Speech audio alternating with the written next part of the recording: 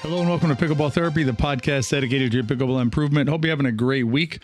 My name is Tony Roig. I'm your host of the weekly podcast. It's a pleasure to be able to spend a few minutes with you each week talking about pickleball, and more specifically, part of pickleball that is near and dear to my heart, which is the mental part of pickleball, which is in the athletic pillar, if you're familiar with the three pillars of pickleball.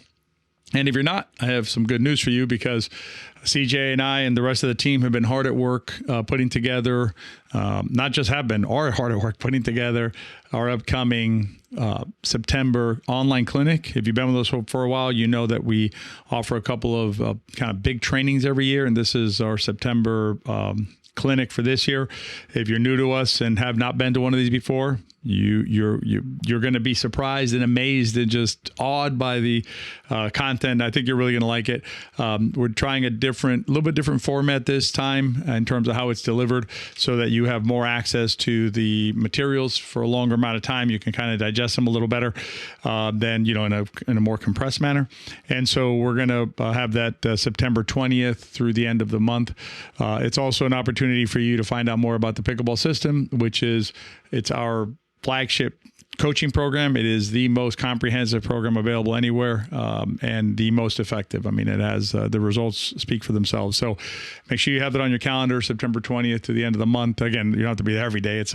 You'll have access to everything. We'll have some live events on the last weekend there. It's the 26th, 27th, 28th, I believe, that weekend.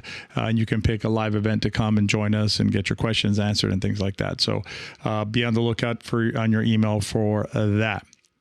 This week's podcast, I want to dive into a subject that came up in a post inside our system community. So the same system that I just mentioned about being a flagship program also includes a community component to it, which is very vibrant. And so one of our students posted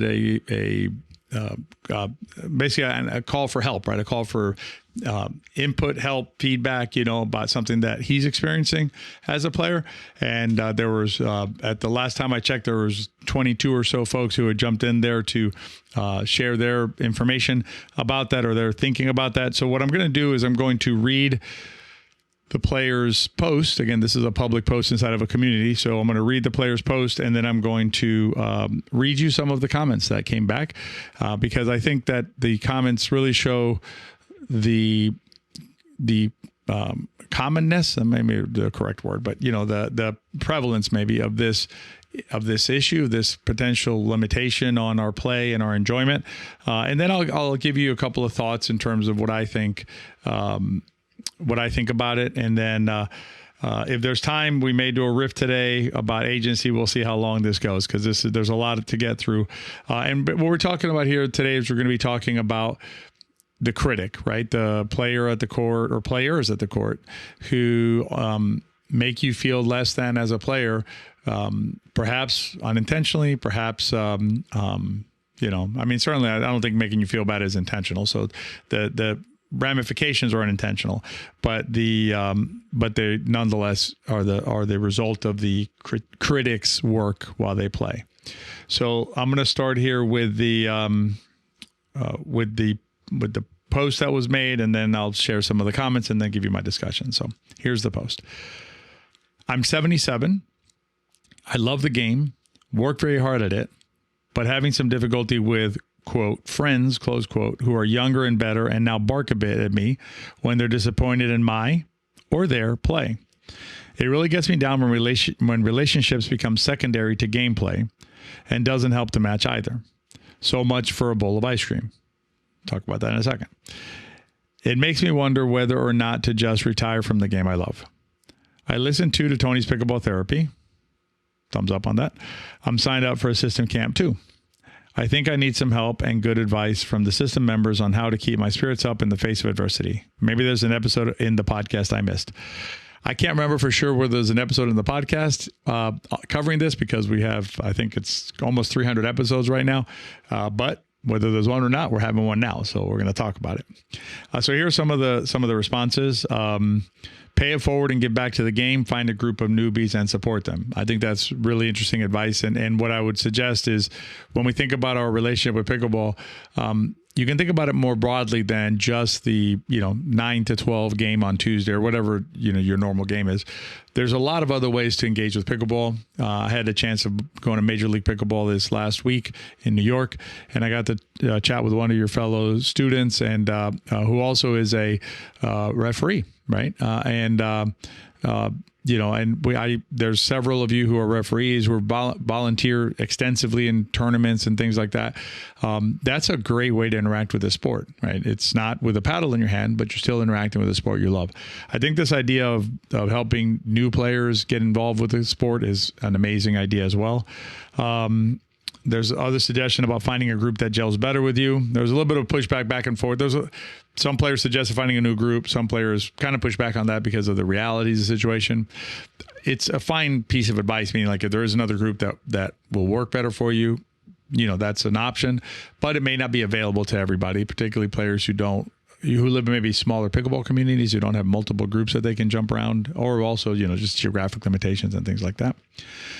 Then there was another comment back that don't let others take away something that brings you joy. I think that's very powerful, and there's layers to that.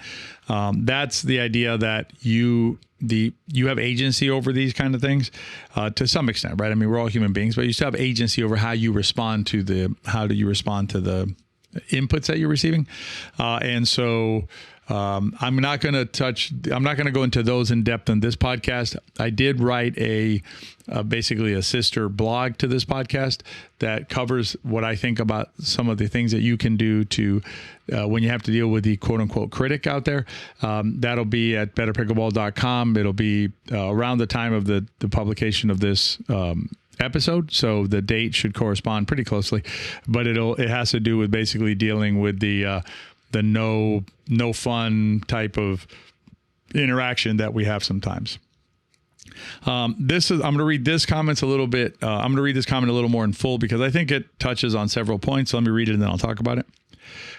It's somewhat heartening. I'm sorry. Let me read it again.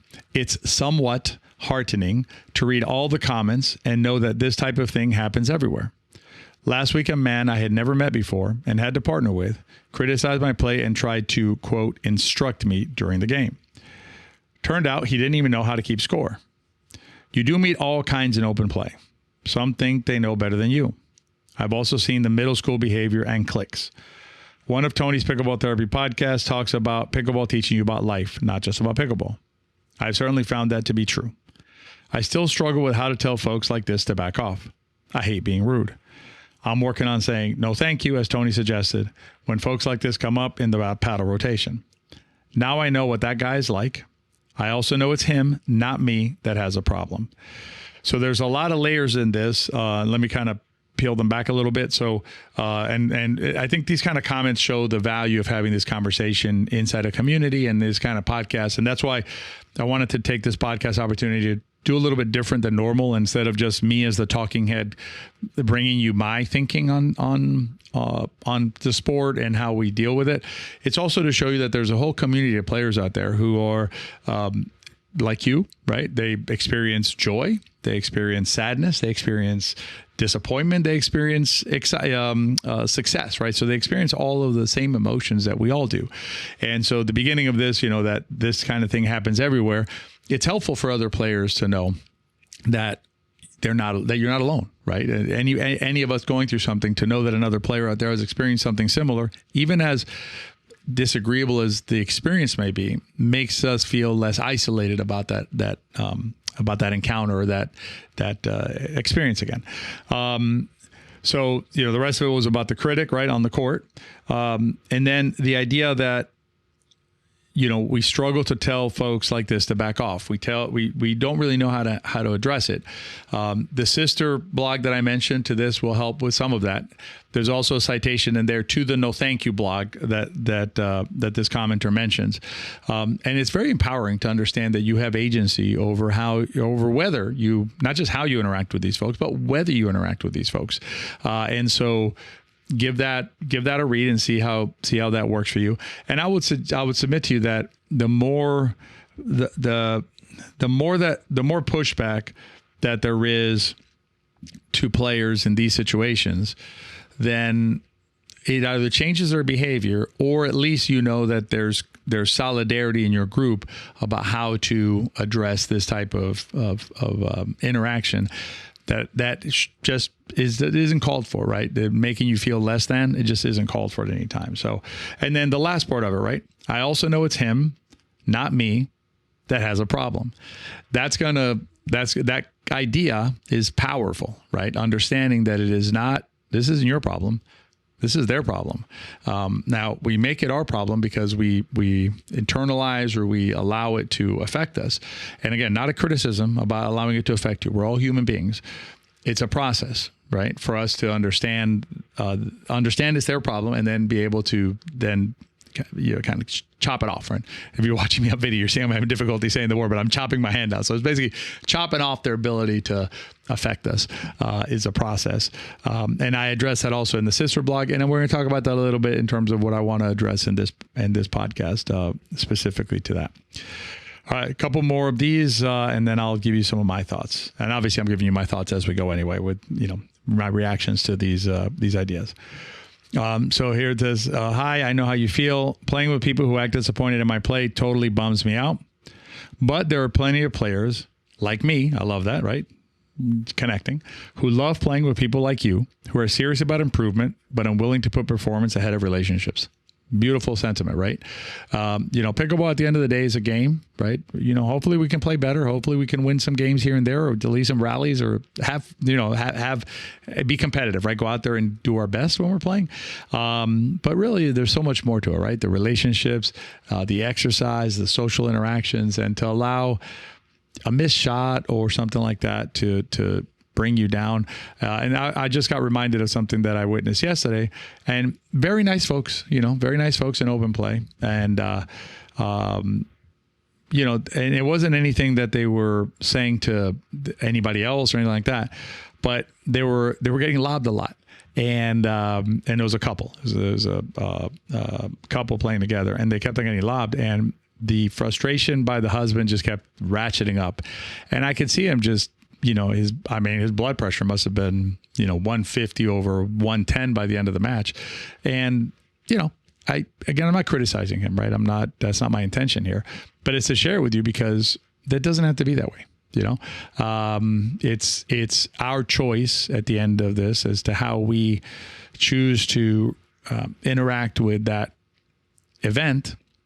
And that event in this case is nothing more than a wiffle ball going over our head, landing behind us in a tough spot, and we can't respond to it, right, successfully from our end, meaning like respond to it, like with a shot that'll work. And then that's all it is, nothing else. And then our reaction to it is what then makes it something else, right? Takes it to another level. So, all right, this one here. So I get what you're saying, and while all the advice is good, it can be hard. That is true. Last week, one of those really poor advice givers called me a, quote, female dog. I think everybody knows what that word is, unfortunately, and it's terrible that was used. Because I don't want to hear his comments, especially when I'm playing. I have enough Tony and CJ isms running through my head. So I want to say sort of, I'm glad you do, but I want to, sorry, but it was kind of like a laughing sorry about it. That's good. I mean, Tony and CJ isms are the types of positive information that can help you with your play, right? As coaches, also as podcast hosts, as human beings trying to be helpful. I think that's good. I have no idea why this person would think that it's okay to use that term, no matter, frankly, what happened. I don't know. Maybe if you shot me in the leg intentionally and then kicked me in the face, I don't know. It'd be tough for that word to come out in that sort of aggressive, negative manner like that, right? And certainly I can't. There's no context in a pickleball game where that word is even remotely appropriate. And to me, this is a question of, some insecurity perhaps by the comment giver or by the advice giver, insecure and then rejected, right? By your not wanting to hear it, which you have every right to do. I want to be clear, right? So you don't want to hear it. You have every right not to want to hear it. insecurity flares up, maybe some rejection. And then as the prior poster said, it's him, not you, that has the problem, right? It's the person using that language. So clearly out of control. All right. Hang in there. You're not alone. The game has all sorts of people and personalities, which can be frustrating at times, but we have to remember that there's a group of like-minded people for all of us out there. Don't give up. I've become very frustrated with this too, but for the love of the game and knowing there's good people out there, I've chosen to stick with it. Again, that you can see the community there, the idea that there are in fact other folks, even in the group that doesn't feel right now. There are folks in that group that aren't all the same as the critics or the negative folks. So just keep that in mind.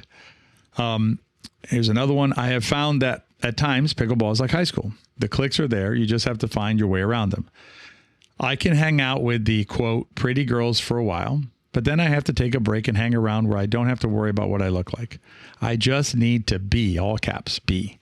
Keep the faith and good luck. So the idea here is, sometimes you may have to kind of grit your teeth and deal with a situation maybe in order to survive in a group, right? Or survive in an environment. But there are times that you will be with the ones that you can just be yourself, right? And just let your hair down and be who you are. Another one here, criticizing other players is a big thing now, and I doubt it will stop. The folks who do it think that they are justified and seem very unaware of how useless their advice often is, or that it is offered at the wrong time.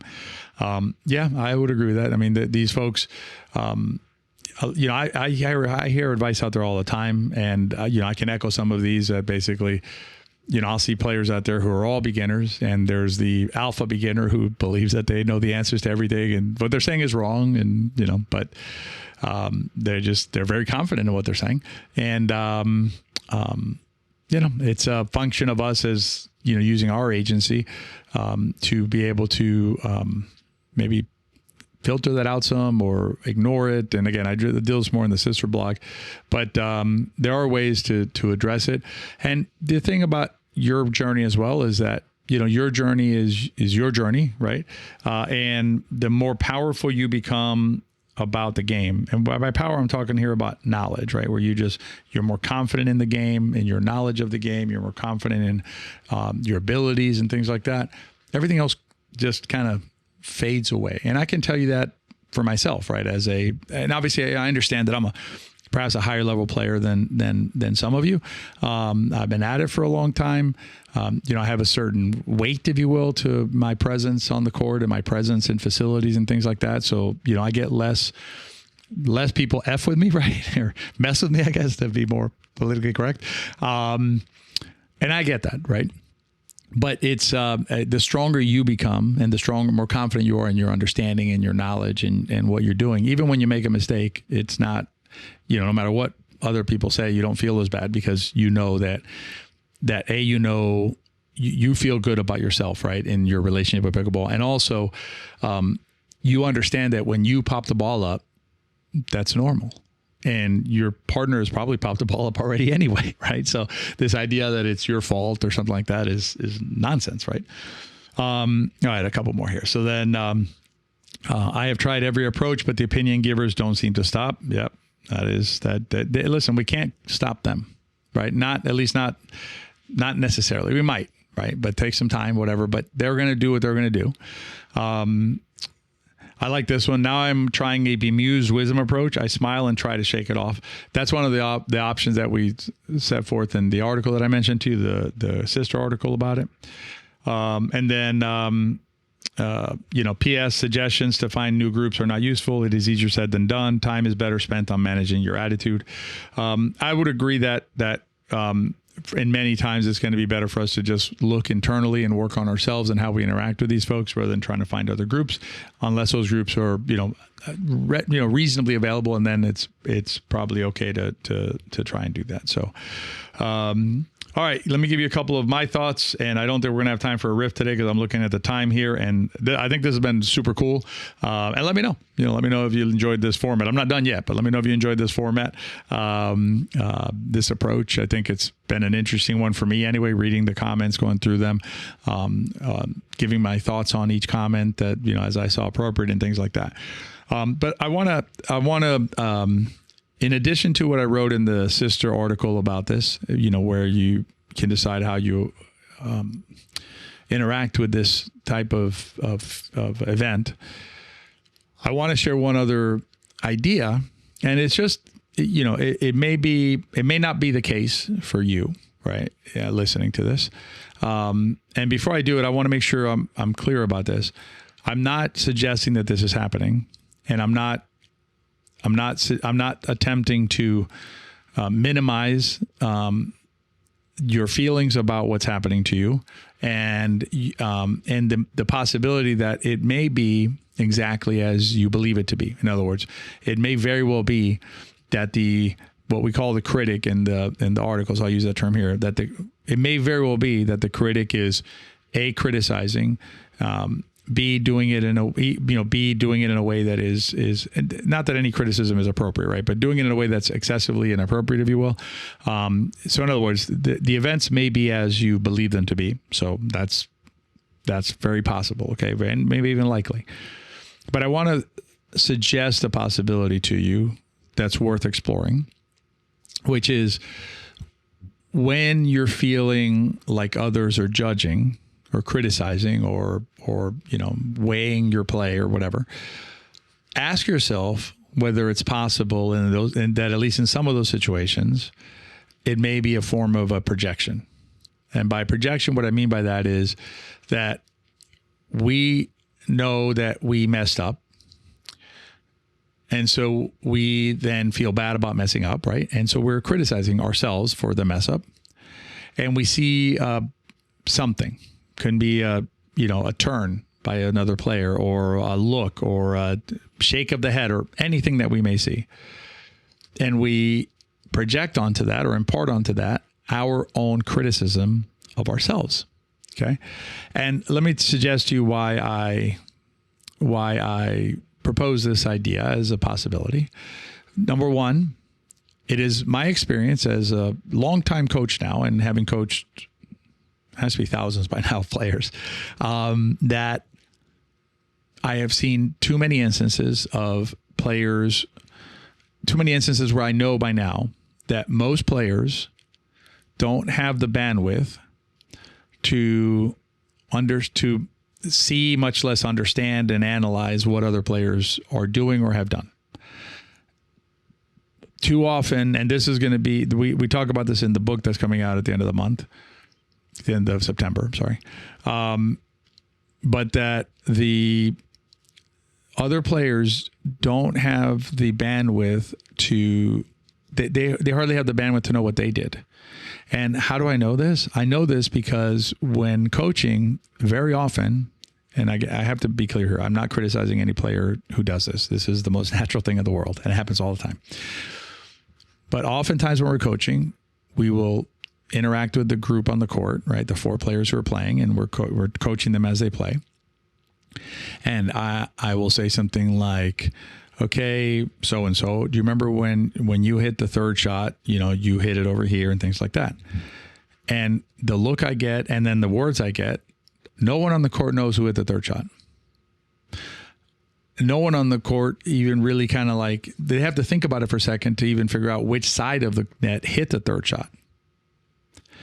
So in those situations where the players aren't even sure what happened, do they have the bandwidth to criticize each other or another player? Again, maybe they are. I'm not suggesting that it's not possible. But I think there's many situations where the players are not even following what's happening to them, much less to anybody else on the court.